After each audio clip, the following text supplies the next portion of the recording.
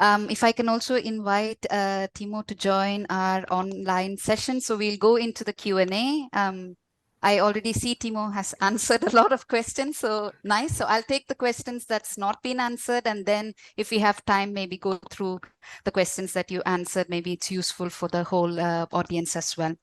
I actually have a question for Connie, which was for me, and that was about whether glazing actually, or what is the influence of light coming in through the glazing. And I think, Anne, you had a very good slide to actually show how how the light is cut off in near infrared parts when there are different glazing effects. And the one that I showed in my presentation, we have a double glazing over here, and it's a neutral color, so I don't have any tints.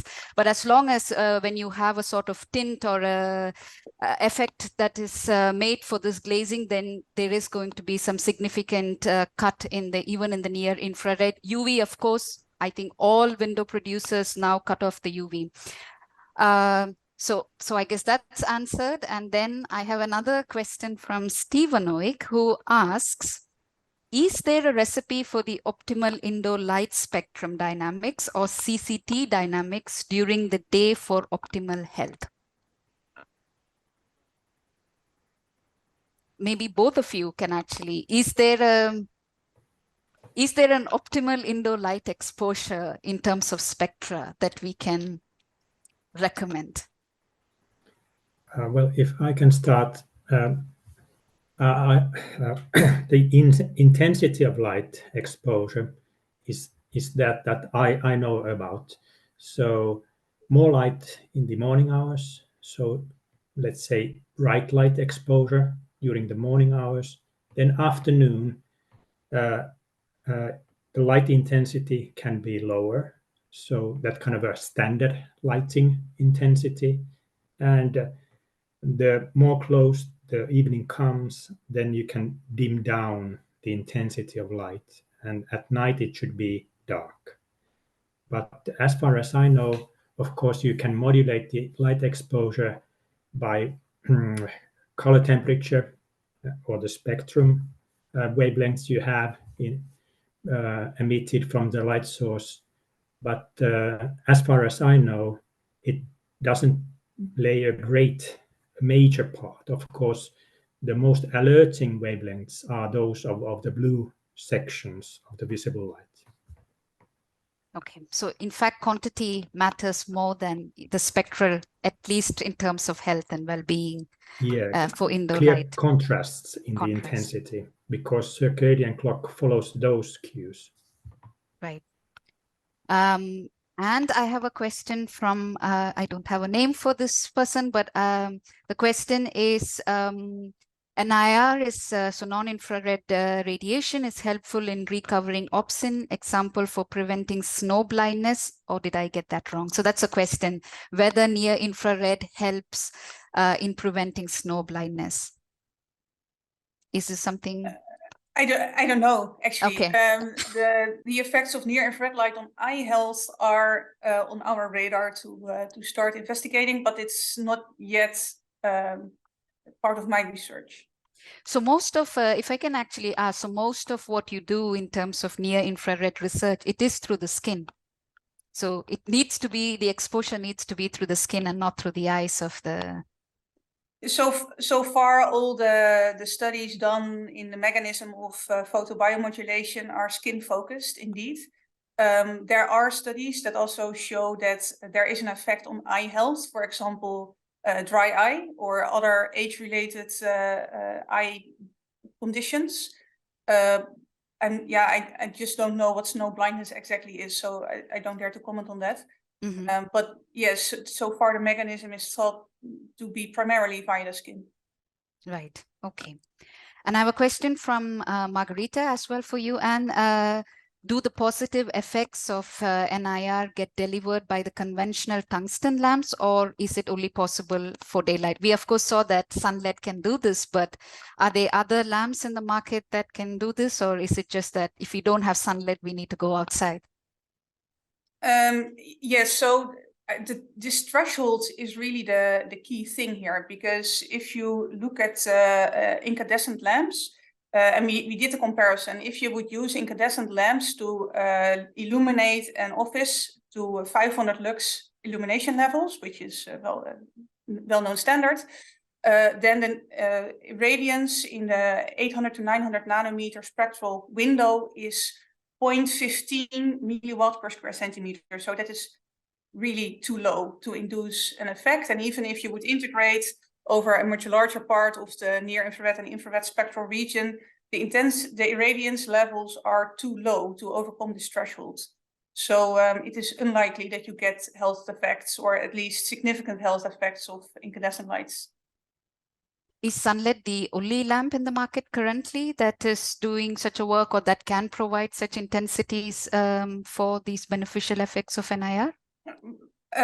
We are unfortunately not yet in the market, but there are therapeutic devices that can get to these higher irradiance levels and to the right dose, but you should be careful because there's also many that don't. So some would be nice if the manufacturers of those brands would advertise with the radiance specification and those levels, because very often they're off. Right. Okay.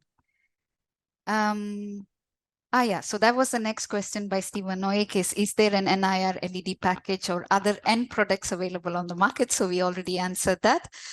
And Connie has another question, which is referring to the therapeutic devices, how can we promote full body effect for preventional goals?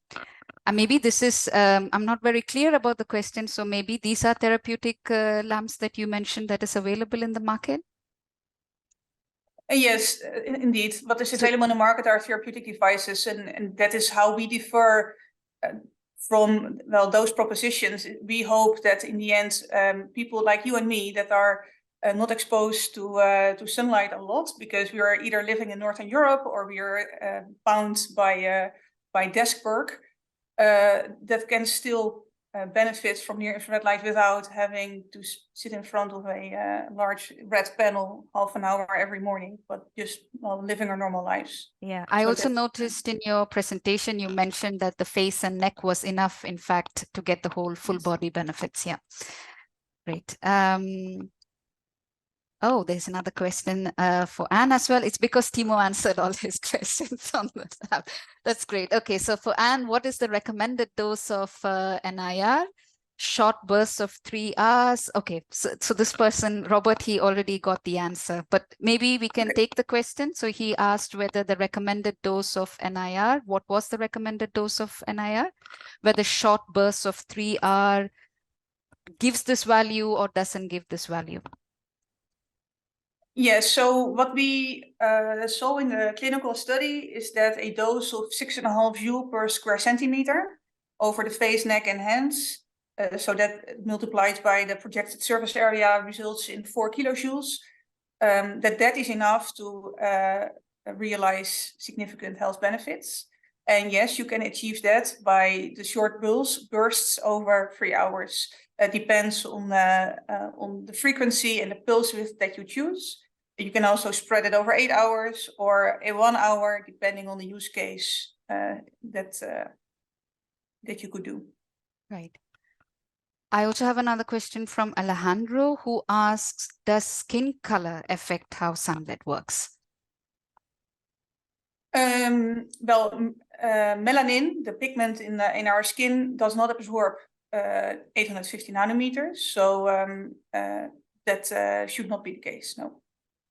Okay, and I probably can also ask this to Timo, if the studies that you did had any effects based on geographical locations, and of course the skin color, when you also spoke about near infrared light, and you expose it through the skin, and if skin color has any effect.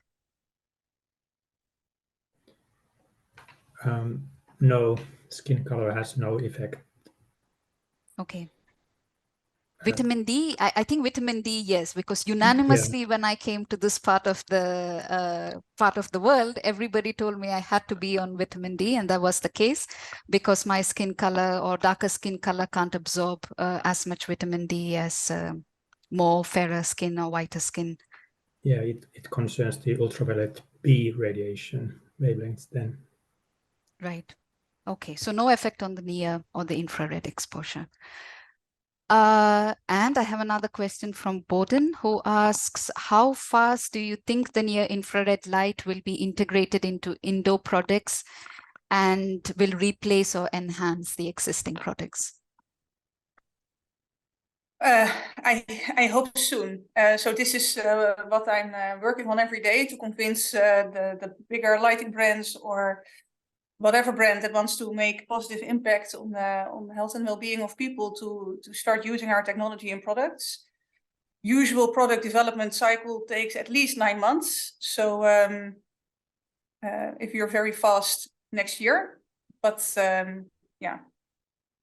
Usually, is there an adoption time in the market? So, you know, we had LEDs for the past 20 years, but I'm still sitting under a fluorescent light here. So there definitely seems to be an adoption. The adoption is not so quick as probably the market or the product is available in the market. Do you have an estimate of how quick the adoption is, or? I think that will really depend on the brands that will be the first entering the market. You can imagine that if Apple would be our launching customer, it would be much faster than an unknown Chinese lamp manufacturer. So yeah, definitely. I think Apple Watch for kids now have a light exposure on their watch, which is tracking their light exposure, which is great. Okay, so I have another question, which is there a limit of light intensity where above the limit might cause a detrimental effect, especially for visible or infrared? Let me then start commenting on the near infrared, and then Yep. you can comment on the visible part. So for photobiomodulation, it's known that there is a biphasic dose response curve. So at some point you reach an optimum, and after the optimum, it goes down again. And that's, if you go very far, it might be detrimental. Our technology is really focused on the lower end of the dose response curve. So very much below what you would receive in a dose when you would be outside for a whole day on a sunny day. So from that perspective, that's safe. Yeah. Yes, and concerning visible light then, well, outdoors there's no limit, of course, because it's very bright there in sunlight. And of course, the direction of your gaze is not towards the sun, but elsewhere. And there's a contrast changes all the time when you walk around outdoors. But if you take a bright light treatment inside using artificial light devices, then intensities above 10,000 lux usually start to produce some kind of irritation. So it's not so comfortable anymore to sit under or in front of these light devices. So it's something between 2,000, 2,500 and 10,000 luxes that are used for light therapy. Can I also ask, because when you presented, you said that 2000, according to your research, about 2,500 lux is probably required for SAD and seasonal affective disorders. And this 2,500 lux is only the visible spectrum, I presume. It's not the Yes. UV or the near infrared Yes. light. And is there a good duration? Because you also mentioned that about 5 a.m. to 10 a.m. was it, that it was the best to receive this amount of light? But what is the ideal duration in terms of hours in that case? Yes, to start with half an hour regularly every morning, or at least 5 mornings a week. Then some need more, so up to 1 hour each morning. And usually it's something like that, not more than 2 hours per morning are needed. Right. So we are in fact very dependent on electrical lighting, because for there's no way in the winter we do get actually 2,500 lux outside. Okay, so I have another question. What is the advantage of sun LED compared to PBM devices in the market? So in the end, the biological effect, PBM photobiomodulation is the same. We focus on a different use case, and where current devices are really therapeutic devices that are used for special treatments that are usually quite high cost because they are delivering all the light that you need in a very short time. You need a lot of LEDs, a complex driver system. That's very different from how we envision bringing near infrared light back into our lives and by integrating it in devices that we are already using. So I think we'll make it a lot easier to get a healthy dose. Yeah, I think that's the main difference. Right. A lot of people have asked whether this PowerPoints would be shared. So the slides won't be shared, but all this session is recorded and it will be available online along with all the other editions of the deLIGHTed talk. So they will be available on the Good Light Group's website. So you can access it over there for future reference as well. I have a question from Connie, who asks both me and Timo whether we do need some research on school hours and circadian rhythms of school buildings and light exposure. Is there any progress in this area? Maybe Timo, you can go. So light exposure at schools for school children and all the professionals working at schools. Yes, of course, those are very complex interventions to carry out. They have been done earlier, but I think that the results are not very convincing so far. So there's really a need for further study with rigorous methods. And I'm, of course, in favor of those kind of interventions to be done. To be able to define what is an optimal light exposure for children in school. Yeah.